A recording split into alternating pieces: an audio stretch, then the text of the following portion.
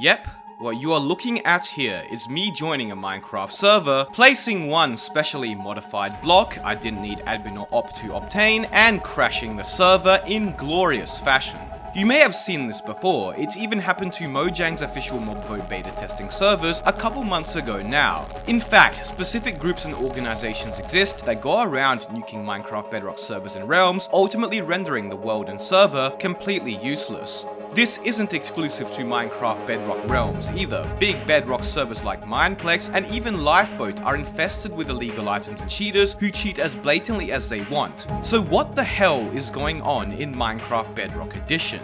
Well, these are Bedrock hacks, or clients as many of you know them as. They function similar to Java, but have some very unique abilities Java clients don't. Instead of downloading them and installing them like you would a mod, you actually inject Bedrock cheats or clients, specific DLL memory files, into the live game.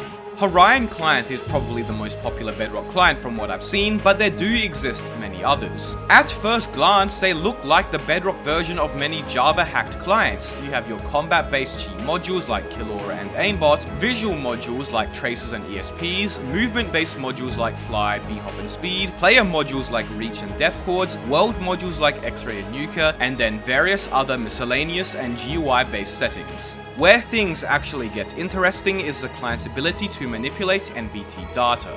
You see, Raine client has the ability to read, write and load NBT files or data, which is basically like a small snippet of Minecraft game data. So for example, here I have some NBT data which creates a beehive that when placed, executes a bunch of commands and then loads a bunch of entities, killing everyone online over and over and over and over. By copying the entire text and then typing .nbt load, you'll see it will spawn a weird looking item in my inventory, which when placed, well, it's pretty self-explanatory.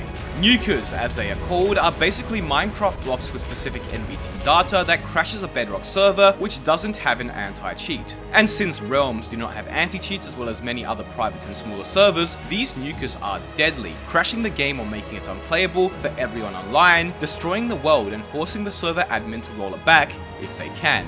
This is exactly what happened to the Minecraft Mobvo beta servers. Some devious users joined with their own custom created NBT nuker and boom, there goes the server. You can be quite creative with these NBT nukers, and various individuals have made their own customizable ones, displaying their usernames, discords, YouTube channels, different messages in the chat, and even making players throw different items out over and over. In a way, it's almost like a form of abstract art. This one right here is my favorite. For no particular reason, I just quite like the sound effects. No pressure, of course. You can do virtually anything with NBT hacks, they are extremely powerful.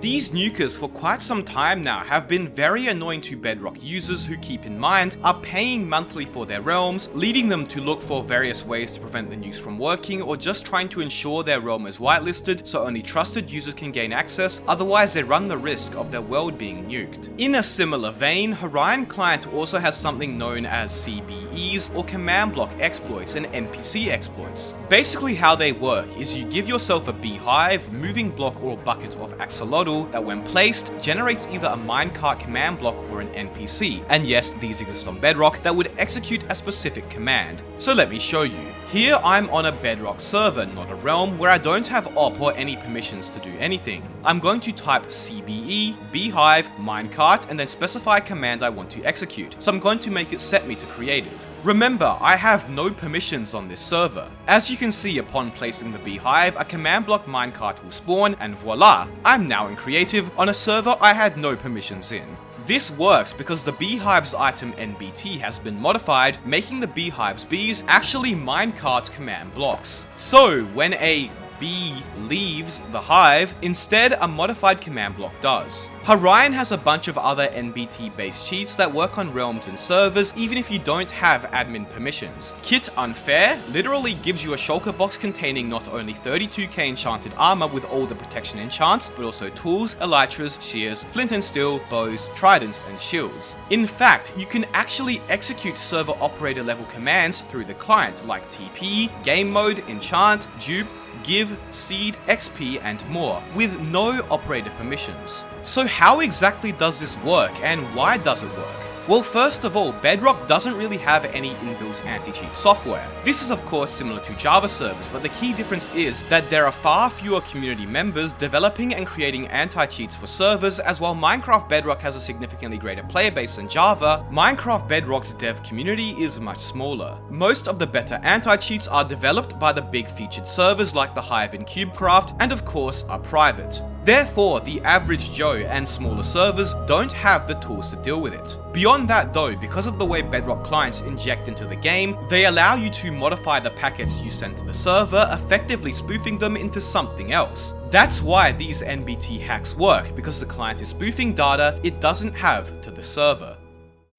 So what about on larger public servers and featured servers then? Well, this is where things get a little more interesting. I'm going to hop onto Mineplex Survival with Raine here, and as you can see, NBT based cheats have been patched. Yet, I can still use blatant cheats such as Jesus and even Fly without getting lag back or anything. Then I started noticing the diamond blocks everywhere, like I mean everywhere, as well as other items like dragon eggs being far more common than they should be. And that's because another Bedrock cheat known as ToolBox allows you to do some pretty crazy stuff.